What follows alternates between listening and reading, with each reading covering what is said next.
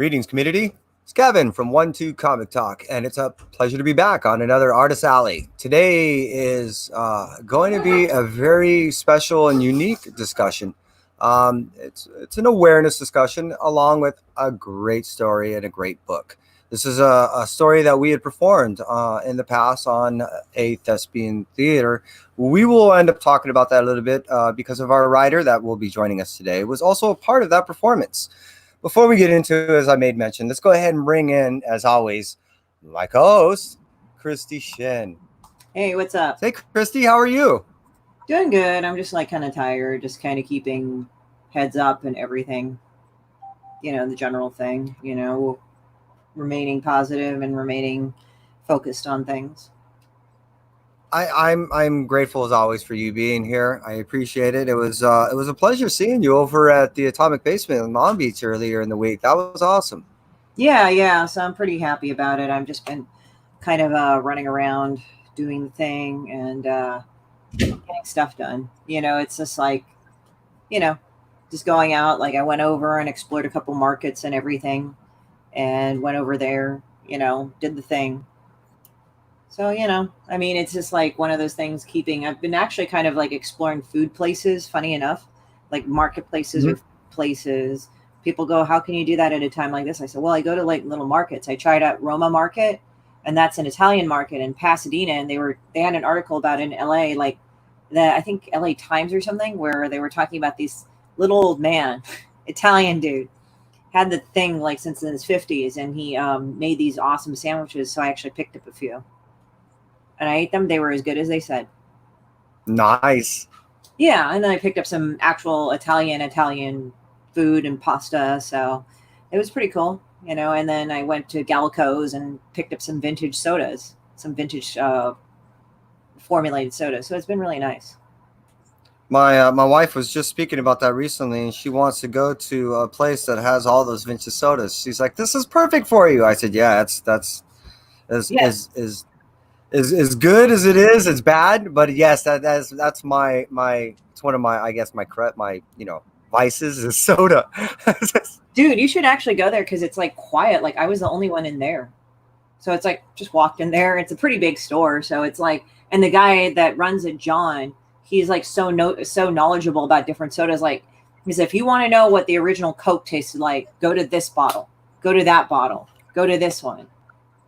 And they have wine there, and they also sell some pretty decent sandwiches there too. I bought some like a while back, but I've been there like for about 10 years ago. And then I went and did the thing over there. So it was pretty crazy. So. Well, I say, how about we bring in our guest? Mm-hmm. And our guest today is Mr. Johnny Parker II. This gentleman is written a few books in the past, but the one that we'll be speaking of is just over my shoulder. And as opposed to me going over all this, I would rather bring this fine gentleman in. And hey Johnny, how you doing, sir? Hey, good to be here. Thanks for inviting me. Oh, yeah, it's a pleasure to have you. One, I want to thank you again for being here. Two, I want to thank you for the privilege to be able to perform this story. And now that we've first performed it, we usually go the other way around. We usually have you on, talk to you about it, then perform a story.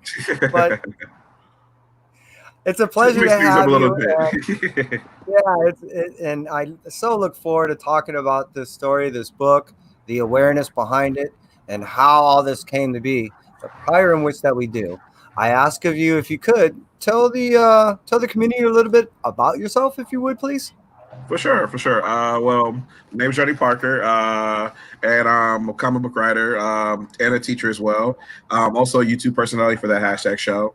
Originally from Detroit, Michigan, went to school at the University of Michigan, and I moved out to LA because I hate snow, pretty much. And been loving it. That's why my parents Chicago, but go on. And I make a lot of cool comics, and so like I make a lot of cool books that are like inspired by my loves of like comics, like Saturday morning cartoons and anime, and like all those influences are kind of seen in like all the work I do, from my video game all ages series Broken to my racist comedy Black Fist and Brown Hand to my more notable like social commentary works, The Black Man's Guide to Getting Pulled Over. And I try to make things that are like real and passionate and that will hopefully will connect with the audience a lot of times. Yeah, I have to admit, this was the only story that I had the privilege of reading. However, that doesn't mean that I didn't instantly connect to it. So I think you have this innate ability to be able to connect to your audience directly and quickly in your writing. And it's something that hit me fast. Oh, Dr. Shay, So, thank you. Thank you. oh, absolutely. So, in talking about that, prior in which that we really get into the story, if you could maybe touch on the publisher. So, is it Big O? Is that correct? Oh, the publisher is actually Nito Comics. That's my publishing Yeah. company. Yeah. It's my publishing company that I did like under my own work and whatnot. Because the thing about it is though, is that like there are a lot of like comics publishers out there right now, but it's kind of Sure. weird. I'm sure Chrissy knows this as well. Is that like when some of these publishers they kind of like own like all of your media rights, and they want all of, like the ownership and like all these different things. You're trapped with like these terrible contracts, and so I'm very hesitant about always like working with different publishers. So I've decided like to self-publish a lot of my work so that way I can control the rights. If things come about, I have more control in those situations. And yeah, the Black Man's Guide, one of my favorite books that I did. I actually wrote the original version of it like about 3 years ago as a zine. It's based upon an experience that I had where I was driving and before that, like I bought my first new car. And as I'm leaving off the lot, like, I'm like all excited and everything like that, but I don't have any plates. And I look at the guy, I was like, hey, wait, what do I do when I get pulled over? And the guy's like, oh, don't worry about it, you'll be fine. I'm, no, I'm black. What do I do when I get pulled over? And then after that, for that like next month, I got pulled over about like 6 to 8 times. And I was like just with like anger and like disappointment and just like frustration. And again, never got a ticket. It was just always for the same thing. Some like made up excuse or whatever. And so just again, DWB, like driving while black. And so that kind of inspired the book. The book is a fictional story but based upon real events that takes a look at someone driving home at the end of a night and goes through like all the things that they experience when they get pulled over, their emotions, while also making connections to like different social issues as well. Because like every group in a way has to deal with like those stereotypes or harassment by some authority or whatnot. And so it kind of explores those as well while making those connections. Mm-hmm. And it definitely comes across. Now, to set up the story, what we have is basically it starts out as 2 main characters that we see. One main character that we follow through the story. But if you could kind of take us through how the setup of the storyline is, because it is exactly what you said, but the way it's presented is so much more. Because what I mean by that is you feel everything that you just said. It's not just as cut and dry, if that makes sense. Oh yeah, for sure. I'm feeling the story as I'm reading it. I'm not just reading it. For sure. So again, there's that connection. For sure, yeah. So the story starts off with it starts at a party where like some friends are hanging out, joking around, having a good time. A guy and his girlfriend and his best friend are there. Then at the end of the night, like the guy and the girl, they get in their car and like they're like driving away, joking about what's happened that night. They stop by a bookstore. They both like to read, and they like crack some jokes and like have some fun or whatever. And then at the end of the night, the guy drops off his girlfriend. They kiss.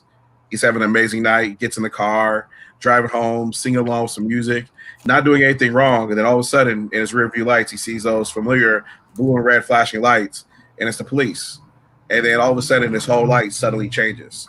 Again, he went from being on top of the world to being down to the dumps by the simple flip of somebody's switch and turning on some police sirens. And that, I mean, again, that it's not just told, it's felt. So I guess I would have to ask now, is this, as you made admittance to, these are things that have happened to you, but I mean, is this something directly that you wrote that had happened to you as it happened, or is it so many times?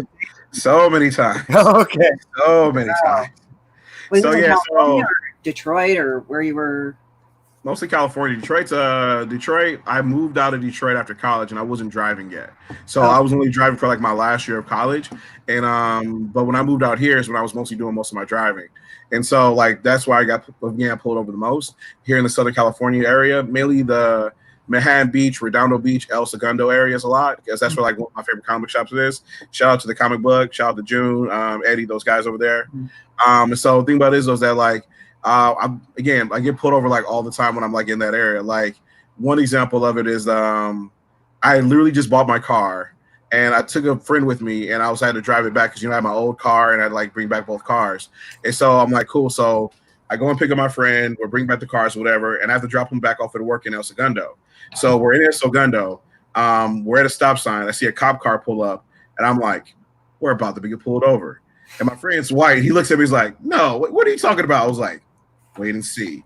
I put my turn signal on, make a left turn, go down or whatever, and we immediately get pulled over. Yeah. And yep, man, that was the first night we having the car. And the car wasn't even new. The car had like 70,000 miles on it. But it was the newest car I had at that point. And so that was kind of like the running theme of that entire month. And so, yeah, it's happened in like a bunch of situations where I've experienced harassment. And again, a lot of times the police aren't following procedure and they're in the wrong. There was one situation where I was like driving and leaving my house and I was going to Wendy's. Just want to get a couple junior bacon cheeseburgers. They're so good. I'm pulling it I'm getting ready to make my right into to the Wendy's or whatever. And the police siren like turns on. Police comes up behind me, gets out, walks over to my car, opens my door. It's like, where the pills at? And I look at him like, you're not supposed to do that. And then he looks at me, slams my door, and then walks off or whatever, realizing he was in the wrong or like I wasn't the person he was looking for or whatever. But again, those are like common occurrences, and I've experienced like in multiple different ways. I've had like close friends of mine who literally had like guns pulled on them as they get pulled over for a traffic ticket. And it's like guns for a traffic ticket. But as we know from the news and a lot of things that talk about with the Black Lives Matter movement, a lot of things are exposed. These are common things that happen in, again, the Black and brown community that people just don't get exposed on a regular basis. And that's part of the reason why I wrote the book, and I put like a lot of those things in there. Because the purpose of the book is like to be educational, try to expose people to these things, and just try to show them some of the things that they may not consider that happens on a regular basis that people experience. So beyond the story, you're actually creating a message, and beyond the message, you're actually bringing awareness. Trying to. That's the goal. Trying to like do my part and whatnot. Because part of the message of the book is that you can be angry. You have to get active, because anger just kind of like takes away from yourself and it hurts. But the thing about it is though, is that when you focus that anger into like activism, into trying to create change, that's when you help like end this problem in a way. You have to kind of work towards it. And so that's kind of one of the messages of the book that it explores. And again, it can be done a variety of different ways. For example, during the whole COVID situation, and when the protests were happening, again, I'm not exactly in the position to go out and protest because I have my own like immune deficiencies and whatnot that would put me at risk if I was out there and got sick. But instead, what I opted to do is I offered the Black Men's Guide for free as a fundraiser, and people were able to donate. And through their donations, we gave that money to the NFLC Legal Good Defense Fund. So while I was able to say go out there and protest or march on the street, I was still able to help the cause out in my own individual way. And so that's kind of like the message like behind the book is that you have to find your way to be active, use your individual platform to create change. Not everybody's platform looks the same. Not everybody's way of creating change looks the same. But as long as you're working towards it, it's helping the overall cause. I kind of have to laugh at that, like, because around the time when I was, around the time when the protests happened, like I was in the middle of my Kickstarter. Oh yeah, it was pretty funny.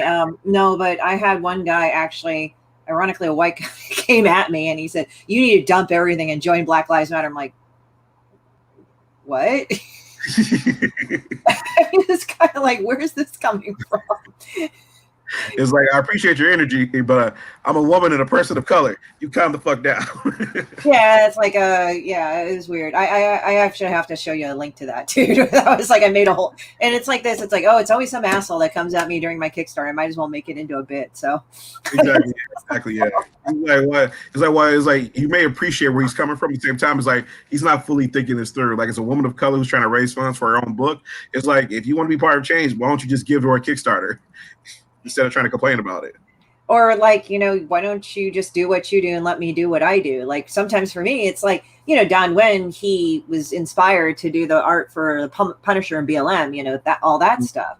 For me, I didn't know what I could do. I wasn't sure of what I could do. Nothing really hit me. So my thing was like, okay, let me step back. This is not about me and BLM right now. Let the people that are talking about that are inspired to go forward and have their voice. Because it's like, when you force it out, then you can make it about yourself, but in a very negative way. So it's like me, but it's not about the people. So I was just like, look, I get it. So it's like, let me step behind at least about this. I'm not going to hashtag anything BLM because I'm just like, I can't think of anything that I could do right now to help in the forefront. I mean, I can lend my friends my support, but it's kind of like some people, they want to help and they're motivated to help, and that's good, or they're inspired to help. But what I hate is like people that say, you have to do this. Like this guy say, you have to drop your Kickstarter and do that. I'm like, fuck you. No, like, I'm not going to make this about me. This isn't about me, you know? Exactly. Yeah. And sometimes, like, I think with some people, and this is not a cop out, but it's like, you know, sometimes there's like stuff that moves people forward. So if some people felt motivated to do BLM in the more of the forefront fashion, you know, protesting, giving, and all that stuff. And sometimes people, I think, could help BLM because, like, if you hear something, we know this in the age of social media, you hear it 24/7 all the time. People get fatigued. They tune it out because it's part of the normal sphere for X amount of days. So I was just like, okay, well, let me not draw attention to myself and it all the time, but perhaps just like give it this thing where people can go away from it and then come back, go away from it, come back. Mm-hmm. That way they look at it with a new perspective and instead of being so into it and then they burn out. And then, I mean, this is with anything, and I'm not trying to be insulting. This is just the thing that I've noticed with people in general.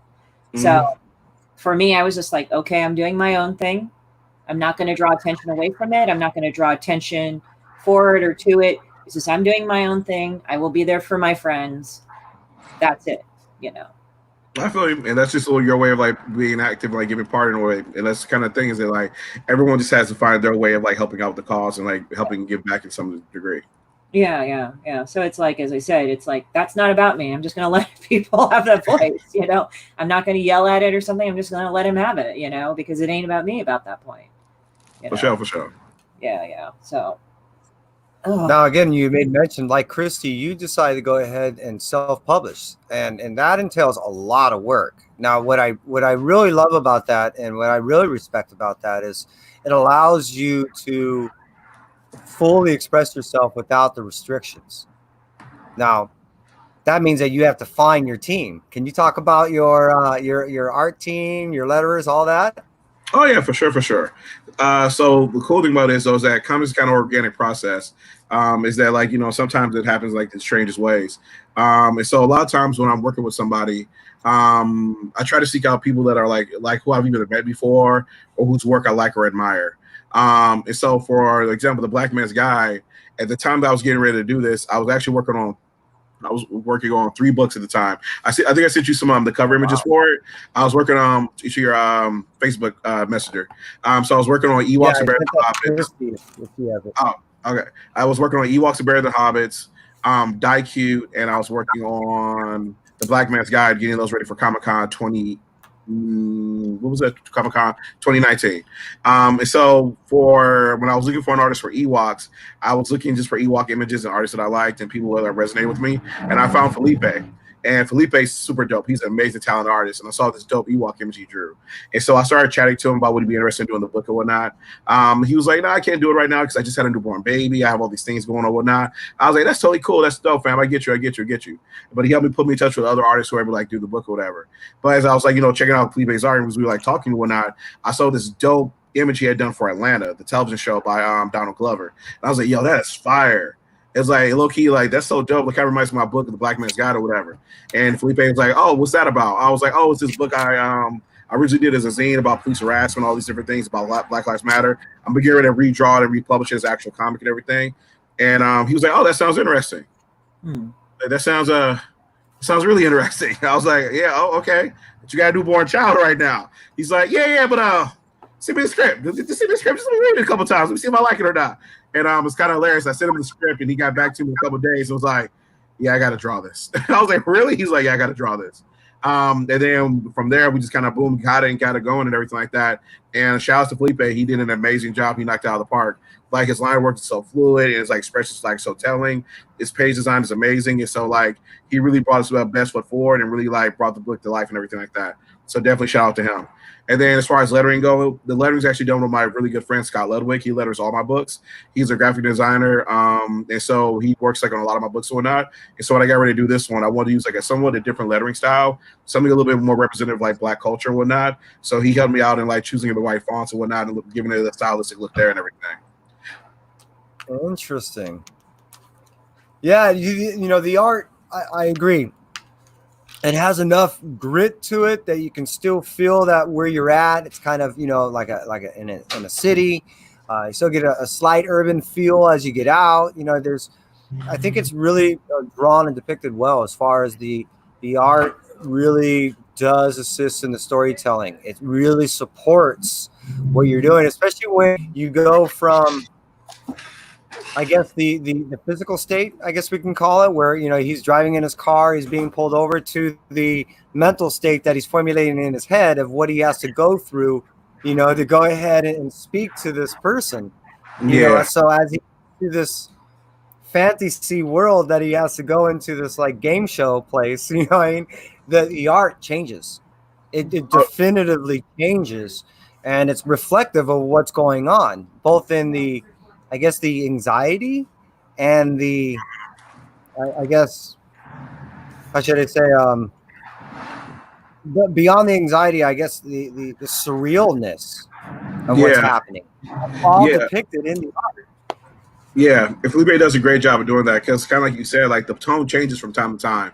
There's times where we're like in the real like the moment of the real world where he's actually getting pulled over and talked to the cops, and there's moments where we're doing flashbacks and we're like showing like things that have happened in the past, or we're like showing like other people in like scenarios and different like that.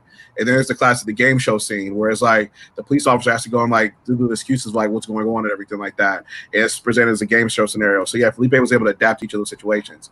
And then a big, honestly, like one of my favorite parts of the book is Kayla Ruffin. She's our colorist. When I was getting ready to look for a colorist, I was like, because Felipe's from Brazilian, and then Scott's Caucasian. And so when I was getting ready to like to choose a colorist, I was like, you know what, I need to just I need another person of color on here, and I need to get a woman as well. Again, like to add to this team. And so I found Kayla. She's a black woman from the Baltimore area, and she just came in. It was like knocked out of the park and everything like that. Like she killed it. Like honestly, the book really came to life with her colors, and she added in her own art and like little fine details and whatnot. Like it's cool. Like when you're in the bookstore actual regular images were just like black and white, and the blanket pages are blank and whatnot. But she goes in and adds her own designs for the book covers, added in like the Starry Night to really give definition into like all these things, and she really like upped it and brought it to life. She did an amazing job. And if you ever get the book though, all their contact information is right there on the cover page, on the titles page, so that way people can reach out to contact them if they want to see their work or see what else they do. And I actually do have a few of these books that I made purchase, and when we actually get the 1-2 Comic Talk indie box of the first order shipped out, we'll make sure that we'll end up formulating another box, or 3 boxes will be available, and those books will be in those boxes. So super dope, for sure. Hope people enjoy. I want to keep one for myself. You know, I got to be a little stingy on this. After performing it, after, you know, talking to you, it was like, you know, I can't, until I get more copies, I can't let one go. I can let 3 go, but I got to keep one. I feel you. I feel the same way. I feel like my books. I don't think I've ever asked anyone this question before, and I think it's a fitting one. From the time that you have an idea, formulating a book, formulating a story, and having it in your head, to the time that it's completed and you have it in your hands, what is that one journey like? And 2, is it at all close to what you have depicted in your head? I mean, you know, formulated in your head. You know what I mean? Does it really, is it exactly like from A to B that you think it's going to be? And then how is that journey? Okay. It depends. So that's a good question. And honestly, it depends on the project. Like, for example, Christy, I think you have that image of my book, Broken. And so Broken is literally, I think I published that in 2014. And that's actually a 12-year journey, kid you not. I had the idea for Broken way back in college. I'm a big Super Smash Brothers Melee fan. And so I used to play it all the time. My favorite character is Peach. And so it used to be funny because when I would go play with people, I would walk in, they would see I'm choosing Peach. It was like, you're choosing the princess? I was like, hells yeah, she's about to give you this work. And then we was like, you know, I have like all these like fun and everything like that. But the cool thing about it was that Broken, I had an idea back in college of like, what if in the future, like, you know, video games got so popular to the point where it's like you actually able to have a video game character with AI you ever like to talk to and engage with and like kind of battle other people and whatnot. And that was the idea I had way back then. And it had always been in the back of my head. It was a story that I wanted to do, but it was until like much later that I actually did it. And that's what actually I did it when I got fixed up to my first Comic-Con. And I found an artist by the name of Jose Garcia. And I saw Jose, and Jose's a huge video game fan himself. And so when I saw his artwork, I was like, bruh, this story is perfect for this. Because you totally get video games, you get where we're coming from. And so we did that one together and everything like that. And so that one took a long time. Now, the Black Man's Guide, on the other hand, that juxtaposition was actually about, from the time I had the idea to being published, a month. Because literally after I experienced that whole pullover situation, that was about May. And then when June hit, I was still fuming about it and upset about it. And then towards the end of June, I had the idea for the book. And I was like, you know what? I want to do this. I want to make this story. So I wrote it down really quickly, outlined all the details. And then I honestly hired an artist who was an art student from Australia at the time, because I just want to do it rough and to keep it as a zine. And so we got that ready for Comic-Con 2015. And we had it ready for that and everything like that. That's where the original zine like debuted at. And then later on, a few years later, this year, 2019, is when I redid it as an actual comic with Felipe, because I want to like improve it, make it longer, add some different layers to it and everything. So honestly, it depends on the idea and me finding the right artist / person to like work with and everything like that. Like if I find the right artist, like things can go like really fast. But it's like if I don't find the right artist yet, I can't figure that out. Then I kind of put the idea on the shelf because I want to go to the right person, if that makes sense. No, you got to have. Oh, absolutely. No. Yes, please, Christy. No, I just said you got to have somebody that fits. I agree. Yeah, because the last thing you want to do is you don't want to give your baby. I mean, again, there's a reason why you self-publish. So the last thing you want to do is give your baby away to someone that's not going to treat it the way you would want it to be, I guess, raised. You know what I mean? Exactly. Because it's a nurturing thing, right? It is a very nurturing thing. When you develop this, it isn't just. It's not like taking a piece of wood and just hacking a chair together or something. You know what I mean? This is something that you have to. I mean, this is part of you. Oh yeah, big time. I can't tell you guys. I mean, you guys are the artists and creators of your own stuff, but I don't think that's really understood by most people when they're taking and reading your stuff. I don't think they're really taking in. You know what I mean? What it entails of you guys to do. Exactly, yeah, because it's different. Like I was gonna say, because I know Christy is a writer and artist, so she kind of gets to do both. So the cool thing about it is, whatever she has in her mind, she gets to translate to the page. When you're a writer, it's kind of like you said, it's a marriage. You have to find the right partner in a way. And so the thing about it is that I really need somebody who's able to communicate those ideas I have, and in a way, hopefully elevate them as well. So take what I have and like push it to that next level. And I've been really blessed and lucky in my career to always be able to work with artists who are able to do that, who take the idea that I started with and are able to elevate it and add their own elements to it, which is make it even better for the audience. And so I've been really lucky for that. Like again, talking about Broken, because Jose is a big video game fan himself, and he's also into anime, he knew exactly where I was coming on from the book, because it's a combination of those two things. So when people see the book, you can see the influence of all these different things, because it's both things that we're both passionate about, but just translate it there automatically. And then Felipe loves characters and loves like doing like expressions and comedy, while also like he's also very active as well, and social politics, as well as like equal rights movements and stuff like that. So when we got ready to do the Black Man's Guide, he totally understood what this book had to be. It was able to communicate that. It captured each moment perfectly. Yeah, that's awesome. I mean, it's like you said, it's a marriage, and you got to make sure that marriage actually works, and that it's not only works for the benefit of you, but that it's also understood, and it's actually, I guess, comprehended by the audience. So it's not only what you want, but it's what you feel is going to be able to be appreciated by the viewers, by the readers. Hey, Johnny. What's up, dude? what's up, Kai? I was like, Kai, sorry I look like This thing. Sorry if I look bored, guys. I really am not. I'm just tired as hell. So I apologize, guys. If I'm like going, it's Johnny's really engaging too. Now, one of the things that I think is extremely difficult is to go ahead and depict someone else's point of view. Now, you did that in this book. You're from a male. You're writing a very there's a lot of panels of a female coaching and forming their children of life to be expected. So one, if you could touch on what they're talking about, and two, how are you able to do this? How are you able to get this point of view? So that's the point in the book where it talks about how there are conversations that like Black parents have to have with their kids about how to interact in the world with like police and everything like that. But then the main character of the story starts to surmise like what are conversations that other parents have to have with their kids. So he imagines what like white parents talk with their kids about, what do Asian American parents talk with their kids about, what do Latino parents talk with their kids about, and then ultimately what do mothers talk to their daughters about, because those conversations are very unique within themselves, especially for women of color. And so I want to make sure I drew that in and make those comparisons. But honestly, the main way that I'm able to do that is through sensitivity reading. So I learned this like really dope like concept years ago from a friend of mine. Her name is Rosie Marks. She's a journalist and author as well. She writes for Nerdist and a bunch of other cool publications. And then the thing about it with sensitivity reading is like if you're going to depict a character that's on the page who may not be part of your community or who may not represent yourself, it's like you when you go and you talk to people who are part of that community who can kind of help you out in a way. And so like when I got ready to do this, I have my friend who's Latina, who's a woman. I was like, yo, would you read this and just tell me how does it read? Does it make sense?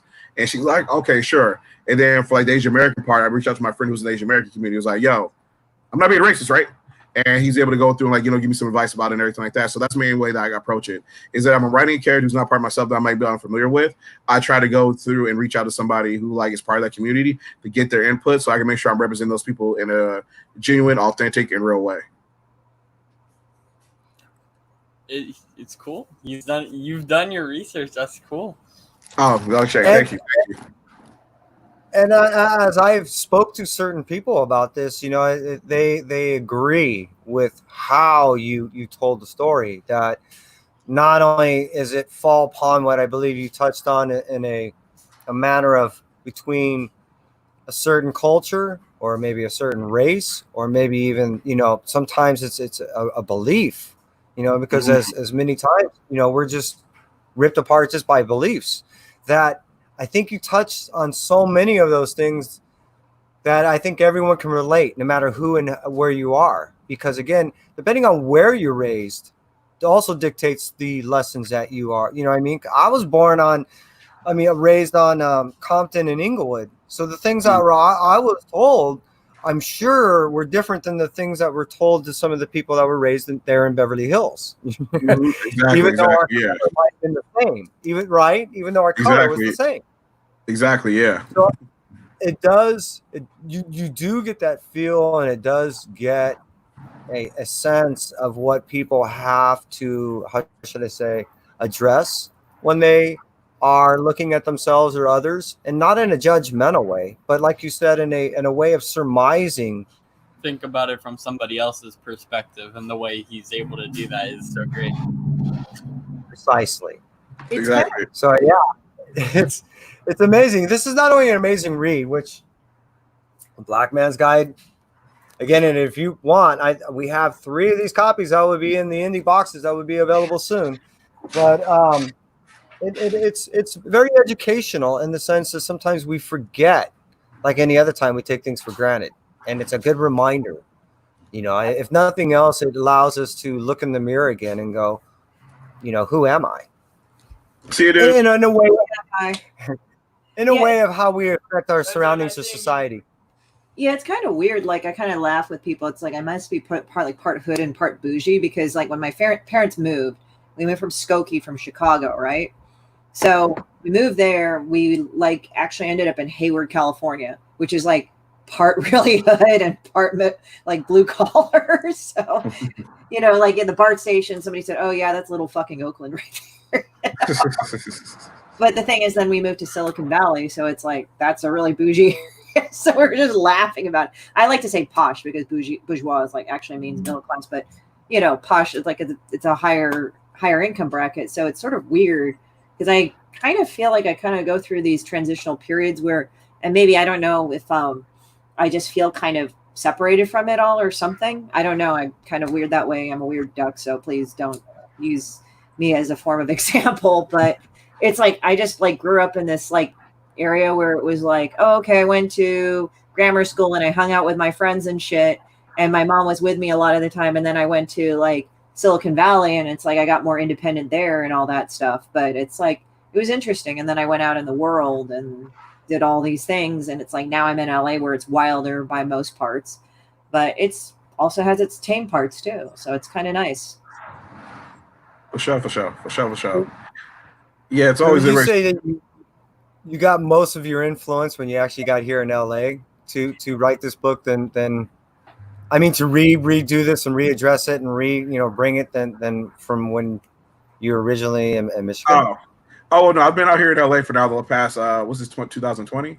I've been out here for 14 years, so I've been here Oh, for a while. Yeah, and so when I did the first version of the book, it was just 3 years. It was I wrote the original version back like 2015ish, 2016ish, whatnot. And so yeah, so when I was doing the first version of the book, I just really wanted to tell the story, and I was experimenting with zines at the time. But then after I did it, and like people were buying it, and people were really resonating, connecting with it, and whatnot, and they were just again genuinely like enjoying the message and understand what it meant and using it and whatnot. People started asking if they could use it in schools, like in different areas like that and whatnot. So at that point, I was like, okay, if I'm going to do this, then I should like just beef it up a little bit because zines are more like DIY and everything like that. But as a comics publisher, I was like, well, if I'm gonna do this, let me just like put my stamp on it and try to take it up a couple notches and just try some different things and whatnot. Like printed prestige edition. Again, use like color because originally it was printing like in black and white and everything like that. And like try a different art style and whatnot to be a little bit more communicative and whatnot. Because beforehand it was just like a person with no backgrounds. And so I definitely want to add backgrounds and add other elements and also just like actually elongate the story as well and add some other elements to it. So yeah, so that's just pretty much the reason why I like reapproached it like a few years later afterwards and everything like that. Sometimes it's better to approach certain projects like later because you kind of grown and it actually kind of comes together better. Like you just kind of have that piece that goes in and drops in on it. So exactly. Yeah. So I'm just kind of like, yeah, I mean, sometimes it's like, I guess nowadays I'm kind of more in this mode of like things will happen when they'll happen. Like you might feel poked inside, not out of like a motivation of fear or like neediness, but you're just like, yeah, I think it's time to just talk to this person and hit him up and see what's going on. That's it.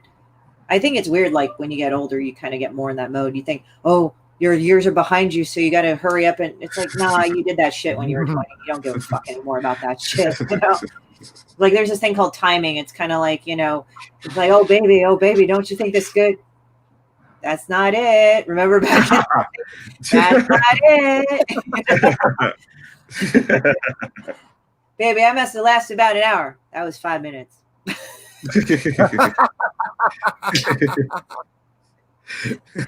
Damn, you know what I miss is In Living Color. That was a fucking funny comedy series as well. Oh yeah, for sure. Shout out to the Wayans family. Bring this an amazing series. Oh yeah, like the whole thing of Handyman. Now people are like, Handyman, Handyman. Handyman was the one with a handicap sign, and he had that weird like hand gesture. Oh yeah, him for doing that because they thought, like this, and then. But the thing is that actually, I think it was Marlon, the one that's bald, right? Marlon is the bald one. No, Marlon's not bald. Marlon has hair. That's Keenan. Okay, Keenan. I'm talking about the one that's bald. Keenan and Damon are both bald. Marlon's not bald. I can't remember. Okay, probably Keenan. I'm just thinking that might be different. Anyway, he did Homie the Clown. He was Homie the Clown. That's Damon. Damon. Okay, Damon. Yeah, Damon Wayans played him. Well, I think it was either Damon or Marlon. He actually had a club foot, so he had to wear a special shoe. Yep. So people would fucking screw with him all the time because then, oh, you're handicapped, you're this, you're that. So that's why he made Handyman. It was making fun of the assholes that were making fun of him. And that's what I really liked about it because like Handyman, like, yeah, it seemed like they were making fun of people that were handicapped or not abled. But really, he actually kicked ass. Like when you actually saw the sketch, he was beating up bad guys and shit left and right. He wasn't victimized at all. So that's what I actually liked about like In Living Color because they actually took satire and went somewhere else. And you can be mean with satire, but I noticed that lately satire is not really what it used to be. Like you take something that's true and you go with it, and people just make shit up, and it's like, okay, it's not really true, but okay. So that's what I liked about it. No, I feel you. Low-key, I always have to explore that myself because, like, the Black Man Guide is satirical in nature, and then I do other books like Black is a Brown Hand, which are like comedies or whatnot. And so that's something I always have to like about myself is like when I'm doing like those community type jokes is like Dave Chappelle had this like amazing quote about when he was working on this last season of the Chappelle Show, and it was like season 3 that never aired. And he talked about he was doing a skit, but again, it was making fun of like just like some racist stereotypes or whatever that he was trying to shed insight on, but he was noticing the way that somebody laughed. And he said that was the first time he felt that people weren't laughing with him, people were laughing at him. and that's kind of why he walked away from the $50 million to shut down the show for that season, because he had to go type and take a moment to try and reevaluate that and whatnot. So no, I agree. That's kind of something that's like always on my mind when I'm doing things, is the way the satire is being perceived. Are you laughing with it? Are you laughing at it? Or are you laughing with it? And then like, what is my attention they're trying to get across to you and everything like that. So no, yeah, I agree with this. Like, it's really important to like take a minute, examine the satire, and kind of figure out like what is the purpose of it, and are you trying to get that across and everything. Yeah, like when I do Demon Bitch, right? I make fun of people. For me, the point is laughing at people like this. But then the thing is, like, you're kind of laughing with it because we all know that bitch, you know? It's just like when I draw shit about like Demon Bitch doing stupid shit. Yeah, you're supposed to laugh at her. But then everybody says, wow, I know somebody like her. So it's kind of like you're laughing at the situation. So in the same time, it's like, I feel like laughing at something I think is useful too. But if they're laughing, if they're clowning you, like they're just like seriously clowning you, like, oh yeah, you're fucking being dumb and you're showing yourself as being dumb because you are dumb, you're acting dumb. That's one thing. But if but they're laughing because they get your point. They just say, oh, I know this person. Oh, this, you know, I think that's when being laughed at is really being laughed with. Exactly. Yeah. So it's like, if you understand the point of the satirical nature of it, then that's when it's like you're laughing with it, versus when you're just laughing at like a stereotype or something ridiculous. That's where it's like, no, that's where it gets problematic. It shows that someone's not understanding. So yeah, exactly right. I used to love like all that in Living Color, because the cool thing about it is like when you give people of color and women those opportunities to do things, again, a lot of stuff comes out that aren't always like representative. Like I always look at SNL. SNL produces like some dope comedians or whatnot, but always their commentary is always, for me personally, has always been kind of lackluster because of the lack of diversity on the show. Like it was always like one black person or like two women characters, like so forth. And because of that, I kind of felt like it hurt it for a long time. So, but yeah, we're getting off on TV now. Sorry. Yeah, well, I mean, like for me, it's like with SNL, it's like also the jokes kind of became stale after a while. It's like, okay, like this. It's like, I mean, that's the thing. So, I mean, but I did like when they brought back Eddie Murphy and they did the Mr. Robinson's Neighborhood again. Oh yeah. Oh, that fucking was so funny. Who is it? I'm loving Eddie's comeback right now. Dolomite's one of my favorite films of 2019. Like honestly, like I always said it was a shame that they get nominated for an Oscar, because that was brilliant. Like Dolomite Is My Name was like one of the most brilliant movies I saw in 2019. And as a creative, I felt like it was like so spot on. And Wesley Snipes kills in that movie. If you guys haven't seen it, check it out. It's so good. Yeah, Rudy. It's kind of funny because my friend Lawrence, remember Real Deal, Raw Dog? Mm-hmm. Yeah, he was talking about how I think I think either his buddies or he had they had offices near where Rudy Ray was. Oh, dope. Yeah, and the thing is, I have to admire about Rudy Ray, like no matter how low he got, he was always a fucking hustler. Like he always like wanted to be better. And the thing is that he wasn't shady or anything. It seemed like, he just took what he got and went with it. So with Dolomite, he did that shit as well. And yeah, so it was really pretty funny. So it's like, I mean, I'm also thinking what else is there, but yeah, it's just, I remember Homie the Clown. That was great. Oh yeah, Homie's amazing. I love Homie. To this day, I wish Damon had made that movie. They may just like Damon Williams. That might be really good. Oh yeah. Oh, Damon Wayans. Yeah, but yeah. No worries. You're good. We all need naps. That's the thing about COVID. That staying in quarantine all the time throws off your sleep schedule. Yeah, it's just like this. Like just a look on his face. Like I liked it when he fell in love. That was great too. And he hit her with a fucking sock weight. Oh yeah, of course. Oh man, that sideways was the best part. What? Homie, don't play that. It's like, oh, good, so good. Well, sometimes, like when I don't pick up the phone because I am in the middle of doing some shit or something, or I'm on a call, and I like message Lawrence back. I say, dude, I can't answer the phone right now. He just puts up the gif of Homie like clown me. Anyway. Hey JB. Yeah, you guys were talking about Living Color, and I didn't. Well, I actually worked the first 2 seasons.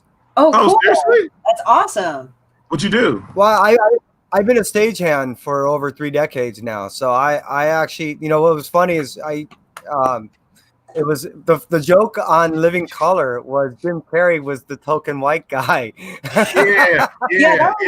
Yeah, I remember that. That because he was and he used to love it and back in the day, because these guys were so unbridled and so able to just let loose, our schedules were there were supposed to be 10-hour days for shoot days, Damn. but they would frequently go to 16, 17-hour days because these guys were just having fun. That's Just dope. it was just Jim Carrey was a fucking nut though, man. I mean, to try to wrangle him in to do a shot was like trying to wrangle kittens. Oh It was my like God. it was just and he was young and he was partying, so it was different. Oh yeah, of course. They all were at that point. And it's crazy because it's funny too because Living Single's Living Single, but Living Single's amazing too. Friends Before Friends. But the thing about it is like Living Color spawned so many stars from Damon Wayans to like Marlon Wayans to like Jim Carrey, like Jennifer Lopez. It's like all the talent that came from that cast is just crazy. And again, it's all like talent that Lauren Michaels passed on that would have made on SNL. But again, has gone to like so much great success and everything like that. So crazy. Well, and what's her name? And I feel so bad right now that Paula came from there too. Paula Abdul. Really? What's she doing? Oh, you didn't know that? Oh yeah, Really? she was a Laker girl, but she got discovered. She got on Living Color. She was one of the Fly Girls, and then from there she got discovered, and she wanted to do choreography, which she did for one. She assisted, I believe, with Madonna, but from there she got rediscovered. She got discovered, and they're like, "Well, can you sing?" And it all happened in about a year and a half. I'll talk to you about that in another thing, but this is about you. So, hey, you know what? I wanted everyone to understand that this book can be found. Your link is in the description. They can find it digitally. They can find it as a hard copy. I mean, and you have other selections to choose from. So this is not the only book that they can find from you. It's just a particular book that we decided to discuss because I think it's so poignant. I think it's a really reflection of the time, and I think it's something that really needs to be just read as an educational piece. It doesn't have to be judged. It doesn't have, you know what I mean? It's just another piece to go, wow, this is something I really needed, and I think that's thank you. Yeah, I think that's something that that's why definitely it was brought to me by my brother, Mark, and Pal. Want to say hi out there to you guys. When this was given to me, it was definitely something that I could relate to because again, where I lived and how I saw it, and then obviously it influenced you because I think people are given the wrong idea when they think of California that we're just these hardcore liberals that everyone's equal and all that, but no, you know what I mean? So I think this is something that really needed to be told, and I think it's told well in a way that I think anyone can pick up and understand where you're coming from, and I think everyone can relate to some degree in another. For sure. Is there anything you would like to tell the community before we end it? Chris, No. It's okay. It's fine. Okay. For sure. Like, so again, thank you guys for having me. Like, it's an honor to be here and pleasure. Thank you so much. And if anybody's interested, check out the book. You can go to my website, JohnnyParkerCan'tLose.com. Again, that's JohnnyParkerCan'tLose.com. You can also find me on Gumroad at JohnnyP313, as you see right here in the little box, like just JohnnyP313. That's also my Instagram, my Twitter. And then if you get there, you can check out some of my other books that I really love and are passionate about. You can check out my book, Black as a Brown Hand, a Black and Brown exploitation comedy. You can check out my book, Broken, an all-ages video game adventure. Kind of like Pokemon meets Street Fighter. It's like super dope. You can also check out my book, Ewoks Are Better Than Hobbits, because they are. They're more like teddy bears. And I also have my rom-com Die Cute on there as well. A musical rom-com that tells a story that tells a ghost story about love, and it's really cool. So yeah, so again, check out my website. Go to Gumroad. You see all my books there, and of course, the Black Man's Guide is there too. And most importantly, during this time period, Black Lives Matter. If you can't find your own way to get active and get back to the cause and everything like that, the NWC Legal Defense Fund is where I donate my money to. But the Bell Project and there's a lot of other things out there that need your help, because kind of like Chrissy was talking about, our time streams are really filled for like a long time about these issues and whatnot. But the thing about it is, though, a lot of these issues has not been resolved yet. We still have not arrested Breonna Taylor's murderers. We still need to hold people accountable. We still need to reform the police system and a lot of different things like that. So again, please find your way to stay involved. Please find your way to stay active and keep helping these causes out. Because again, these problems are going to go away when they stop trending. These problems will still exist until we start ending them. Well said. Christy, is there anything that you would like to speak to the community about, or a way to wrap up this show? Pretty much like, guys, stay sane out there. I would like to say stay safe, but I think everybody's got the fullness of that, but more like stay sane, because you tend to not make stupid ass decisions when you're not fucking nutty. Because I've seen so many people nut up on Facebook. I'm like, okay, stop, you know? It's like, and I go like, wow, I'm so glad that I'm running my Kickstarter and doing my own thing. Definitely. Yeah, some people are like, Well, hey, community, I appreciate you being here. Chrissy, as always, I am so grateful for you being here. Johnny, it's a pleasure. It was a pleasure to read the book. It was a pleasure to be part of the acting on Thespian Theater. For those of you that have not seen it, please go check out Thespian Theater. And the what we did is, as far as having all the people that help out to really try to do justice to this story. And thank you for sharing this, a very well told and a very poignant story. Oh, for sure. And you, community, we appreciate you. From 1-2 Comic Talk, we're out.